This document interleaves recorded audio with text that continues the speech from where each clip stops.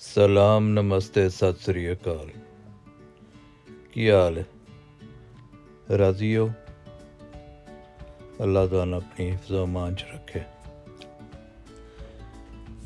ਉੱਠੋ ਫਿਰ ਚੱਲੀਏ, ਗੇੜੀ ਲਾ ਆਈਏ ਤੇ ਫਿਰ ਆ ਕੇ ਸਮੀਏ, ਠੀਕ ਹੈ ਨਾ?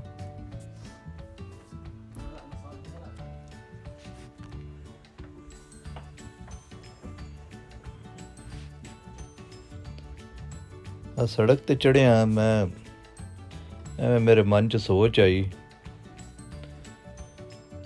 ਮੈਂ ਕਿਹਾ ਵੇਖੋ, ਹਰ ਬੰਦਾ ਦੌੜਦਾ ਪਿਆ, ਹਰ ਬੰਦੇ ਦੀ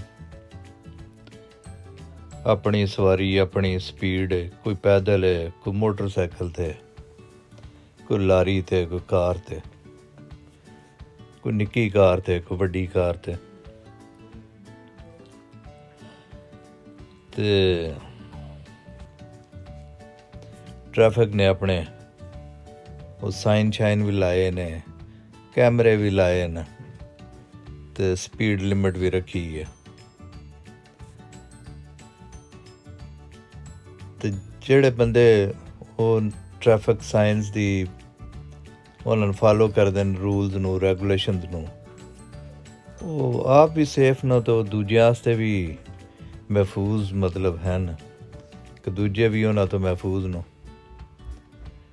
ਤੇ ਇਹ ਇੱਕ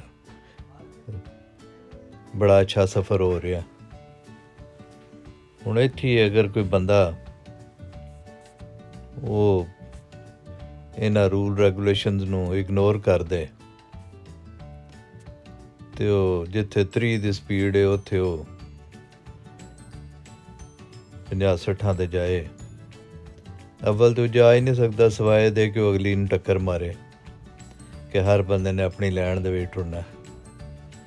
ਤੇ ਜੇ ਉਹ ਕਰੇਗਾ ਤਾਂ ਆਪਣੇ ਆਪ ਨੂੰ ਵੀ ਖਤਰੇ 'ਚ ਪਾਉਂਦਾ ਹੈ ਤੇ ਦੂਜੇ ਵੀ ਕਿਸੇ ਦਾ ਸਿਰ ਲੈ ਜਾਏ ਤਾਂ। ਤੇ ਇਹ ਹੀ ਜ਼ਿੰਦਗੀ ਦੇ ਵਿੱਚ ਅਦਰਵਾਈਜ਼ ਮਤਲਬ ਅਸੂਲ ਹੋਣੇ ਚਾਹੀਦੇ ਨੇ, ਔਰ ਹਨ ਵੀ। ਕੁਝ ਮੁਲਕੀ ਕਾਨੂੰਨ ਨੂੰ, ਕੁਝ ਇਖਲਾਕੀ ਨੂੰ, ਕੁਝ ਮਜ਼ਹਬੀ ਹਵਾਲਿਆਂ ਦੇ ਨਾਲ ਕਵਾਨੀਨ ਹਨ। ਤੇ ਉਹ ਸਾਰੇ ਕਾਨੂੰਨ ਜਿਹੜੇ ਨੇ ਉਹ ਬੰਦਿਆਂ ਦੀ ਜ਼ਿੰਦਗੀਆਂ ਨੂੰ ਪੁਰਅਮਨ ਤੇ ਪੁਰਸਕੂਨ ਰੱਖਣ ਵਾਸਤੇ ਬਣਾਏ ਗਏ ਨੇ। ਤੇ ਉਹ ਸਾਨੂੰ ਸਾਰਿਆਂ ਨੂੰ ਚਾਹੀਦਾ ਕਿ ਅਸੀਂ ਆਪਣੇ ਉੱਤੇ ਉਹਨਾਂ ਕਵਾਨੀਨ ਨੂੰ ਆਪ ਹੀ ਲਾਗੂ ਕਰੀਏ। ਹਰ ਬੰਦੇ ਉੱਤੇ ਤਾਂ ਪੁਲਿਸ ਨਹੀਂ ਖਲੋ ਸਕਦੀ।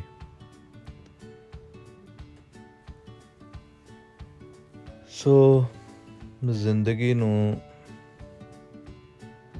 ਬਿਹਤਰ ਬਣਾਉਣ ਵਾਸਤੇ ਸਮਝਦਾਰੀ, ਸਬਰ, ਤਹਮਲ, ਸਬਾ, ਇਹ ਸਾਰੀਆਂ ਖੂਬੀਆਂ ਜਿਹੜੀਆਂ ਨੇ ਬੰਦੇ ਨੇ ਆਪਣੇ ਅੰਦਰ ਪੈਦਾ ਕਰਨੀਆਂ ਪਾਉਂਦੀਆਂ। ਵਰਨਾ ਤੇ ਫਿਰ ਜ਼ਿੰਦਗੀ ਜਿਹੜੀ ਹੈ ਖੱਜਲ ਖਾਰੀ ਬਣ ਜਾਂਦੀ ਹੈ। ਆਪਣੇ ਵਾਸਤੇ ਵੀ ਬੇਸਕੂਨੀ ਤੇ ਦੂਜਿਆਂ ਵਾਸਤੇ ਵੀ ਬੇਸਕੂਨੀ। ਤੇ ਬਾਕੀ ਇਹ ਵੀ ਇਹ ਹਰ ਬੰਦਾ ਸਫ਼ਰ 'ਚ, ਕਿਸੇ ਦਾ ਲੰਮਾ ਸਫ਼ਰ ਹੈ, ਕਿਸੇ ਦਾ ਨਿੱਕਾ ਸਫ਼ਰ ਹੈ ਜੀ। ਤੇ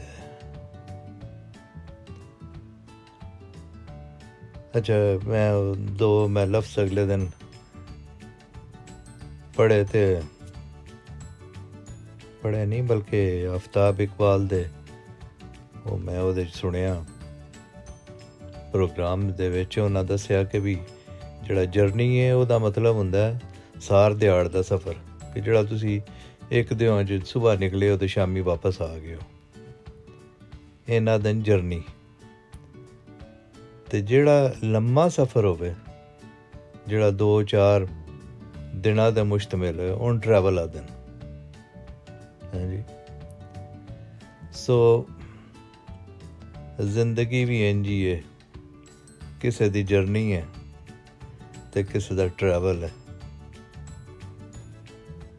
ਜਦੋਂ ਜਿਹਦੀ ਮੰਜ਼ਿਲ ਆ ਗਈ, ਜਿਵੇਂ ਰੱਬ ਲਿਖੀ, ਉੱਥੇ ਉਸ ਉਹ ਜ਼ਿੰਦਗੀ ਦੇ ਟ੍ਰੇਨ ਤੋਂ ਉਸ ਲੈ ਜਾਣਾ ਤੇ ਉਹਦੀ ਮੰਜ਼ਿਲ ਆ ਗਈ। ਤੇ ਜਿਸ ਟਰੈਵਲ ਕਰਨਾ ਹੈ ਕੋਈ ਦਿਨਾਂ ਤੇ ਮਹੀਨਿਆਂ ਤੇ ਸਾਲਾਂ ਤੇ ਬਿਲ ਆਖਰ ਉਹਦੀ ਵੀ ਮੰਜ਼ਿਲ ਆ ਜਾਣੀ ਹੈ। ਸੋ ਇਹ ਜ਼ਿੰਦਗੀ ਜਿਹੜੀ ਹੈ ਇਹਨ ਸੇਫਲੀ ਗੁਜ਼ਾਰੀਏ ਤਾਂ ਜੇ ਮੰਜ਼ਿਲ ਤੇ ਸਹੀ ਸਲਾਮਤ ਅਪੜ ਜਾਈਏ।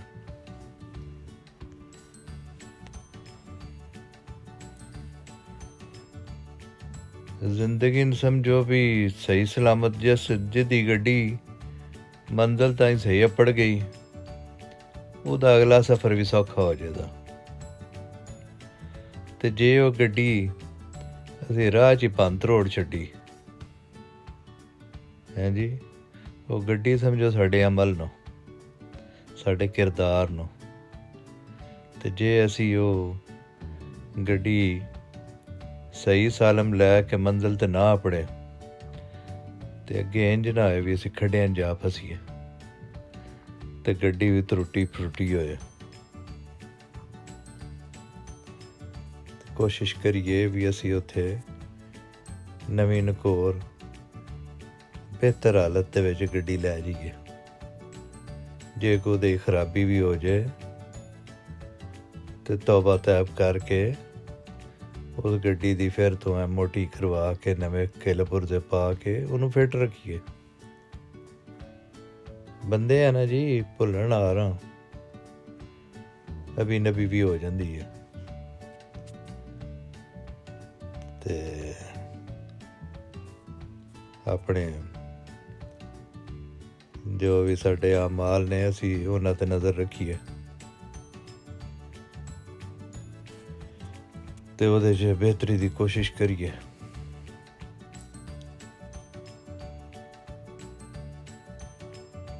ਆਪਣਾ ਤੇ ਆਪਣੇ ਦੁਆਲੇ ਸਾਰਿਆਂ ਦਾ ਖਿਆਲ ਰੱਖਿਆ ਕਰੋ, ਰਾਜ਼ੀ ਬਾਜ਼ੀ ਰਹੋ ਤੇ ਮਿਲਣੇ ਆ ਫਿਰ ਅਗਲੇ ਵਲੌਗ ਦੇ ਨਾਲ। ਰੱਬ ਰਾਖਾ, ਅੱਲਾ ਦੇ ਹਵਾਲੇ।